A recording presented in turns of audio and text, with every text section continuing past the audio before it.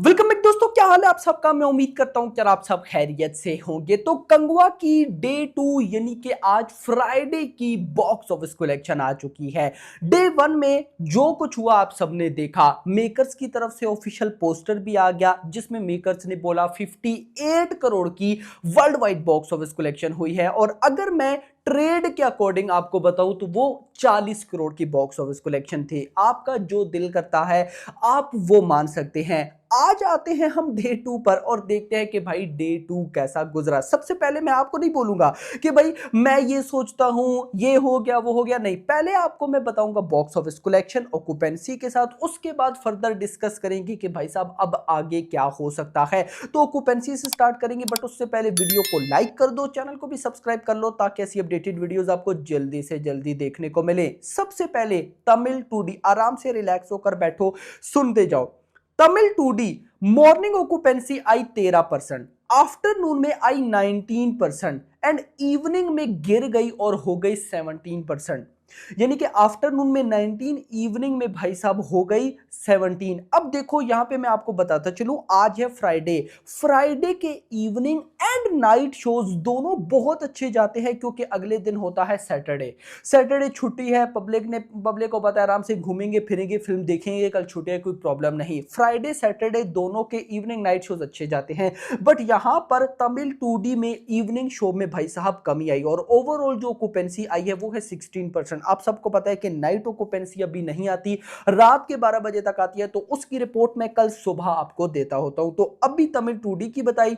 अब चलते हैं भाई साहब नेक्स्ट तमिल 3D की तरफ। 3D में ये फिल्म अच्छा परफॉर्म कर रही है तो देखते हैं। मॉर्निंग 15%, आफ्टरनून में आई 25%, इवनिंग में आई 24% और ओवरऑल बनी 21%। इसके बाद भाई साहब हिंदी 3D मॉर्निंग में 5%, आफ्टरनून में 11%, इवनिंग में 14%, ओवरऑल आई 10%। इसके बाद अगर मैं आ जाऊं तेलुगु 2D पे, मॉर्निंग में 26%, आफ्टरनून में 27, इवनिंग में 24% और ओवरऑल बनी 26%।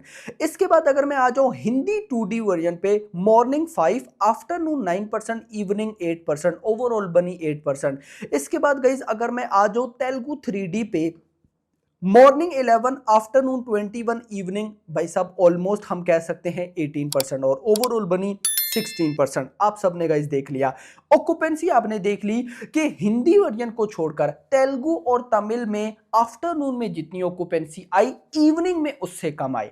मैं होप करता हूं कि नाइट ऑक्यूपेंसी अच्छी जाए। देखो कल डे 1 की भी नाइट ऑक्यूपेंसी ने अच्छा खासा जंप लिया, तमिल में भी 10% का जंप, बाकी गाइस जो वर्जन थे उनमें भी 5 से 10% का जंप। आज मैं उससे ज्यादा जंप एक्सपेक्ट कर रहा हूं। लेकिन अभी चलते हैं बॉक्स ऑफिस कलेक्शन की तरफ। मैं आपको बताता चलूं, मेकर्स ने नहीं बताया कि डे 1 में नेट कलेक्शन इंडिया से कितनी हुई। मेकर्स ने डायरेक्ट दिया पोस्टर 58 करोड़ का। ट्रेड कहता है कि भाई साहब डे 1 की नेट कलेक्शन हुई है 24 करोड़।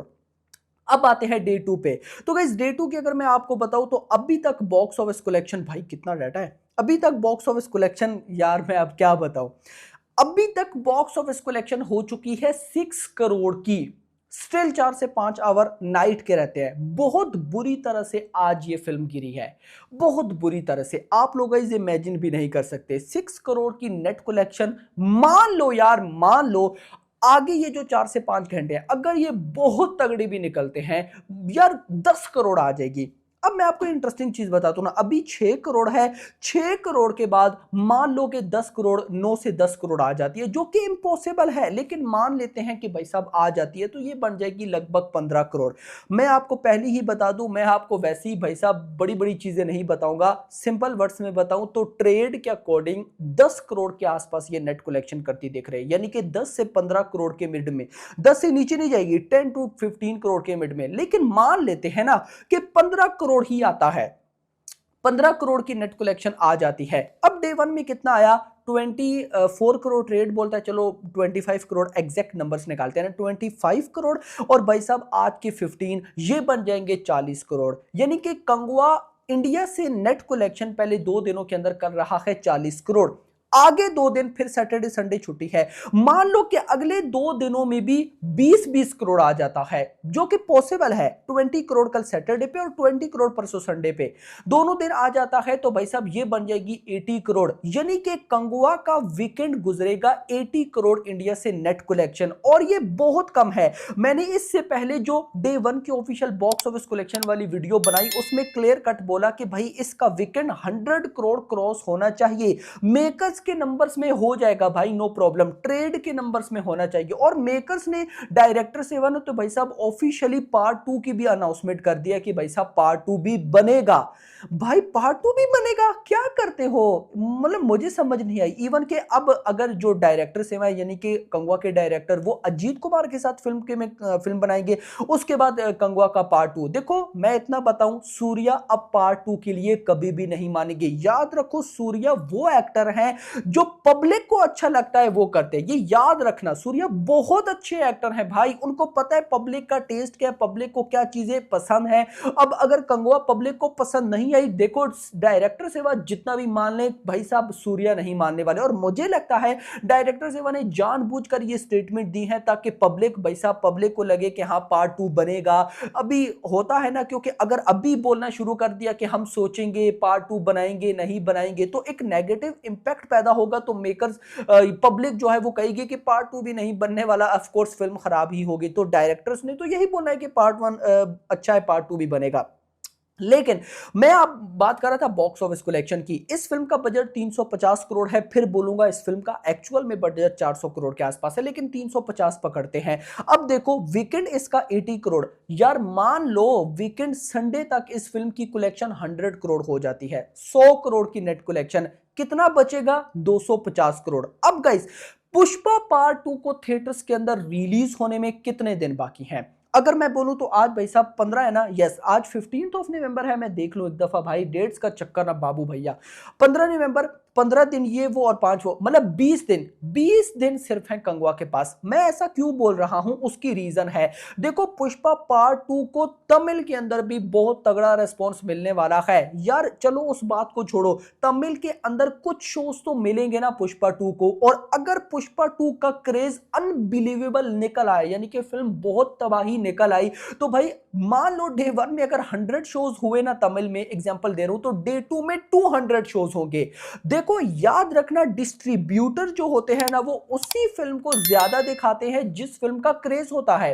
देखो अभी क्या हुआ, कंगवा कितनी बड़ी फिल्म थी, लेकिन डिस्ट्रीब्यूटर्स ने बोला कि हम अमारन जो कि ऑलरेडी थिएटर में चल रही है भाई, बहुत अच्छी बॉक्स ऑफिस कलेक्शन कर रही है, हम उसको नहीं हटाएंगे, हम 50-50 करेंगे। हम करेंगे कि अगर 4 शोज हैं एक दिन के तो 2 शोज मिलेंगे कंगवा को, 2 अमारन को। देखो डिस्ट्रीब्यूटर्स का ये डिसीजन कितना परफेक्ट था। अगर किसी डिस्ट्रीब्यूटर ने 100% शोज दे दिए हुए कंगवा को, तो देखो कंगवा का कैसा रेस्पॉन्स है। मैं सच बताऊं तमिल के अंदर भी कंगवा उस लेवल पे नहीं चल रही है भाई, भले मेकर्स जो मर्जी बोल रहे, ये बात याद रखिएगा। अब अगर भाई पुष्पा 2 आती है और पुष्पा 2 निकलती है तबाही, तो डिस्ट्रीब्यूटर क्या भाई पुष्पा 2 ये बोलकर हटा देंगे कि दूसरी इंडस्ट्री की फिल्म है? ऐसा नहीं होता भाई, हर एक को अपनी जेब भरनी होती है, ऐसा ही है। ऑफ कोर्स अब उनका बिजनेस है, उन्होंने थिएटर्स रन करने हैं, तो वो फिल्म चलाएंगे जिसके लिए पब्लिक एक्साइटेड है, पब्लिक देखना पसंद करती है। तो मतलब भाई अगर मैं ओवरऑल बोलूं तो कंगवा के पास आगे 20 दिन है। देखो एक अगर कंगवा को बहुत क्रेजी लेवल का रिव्यूज मिले होते,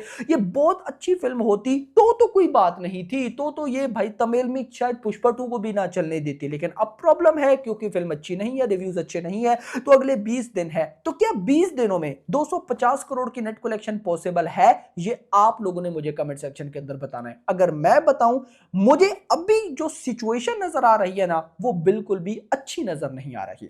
यस मेकर्स के नंबर्स क्या आते हैं उनका मुझे नहीं पता। मुझे इतना बिलीव है कि आज डे 2 का भी, यानी कि पहले 2 दिनों की बॉक्स ऑफिस कलेक्शन का कल जब पोस्टर आएगा ना, तो वो 100 करोड़ क्रॉस होगा मेकर्स के नंबर्स में, 100% गारंटेड। आप लोग देख लीजिएगा। बट ट्रेड क्या कहता है, ओवरऑल क्या चीज होती है, वो सारी समझ में आ जाती है। फिलहाल के लिए इतना ही। वीडियो पसंद, वीडियो को लाइक करना, चैनल को सब्सक्राइब करना और अगली थैंक्स फॉर वॉचिंग।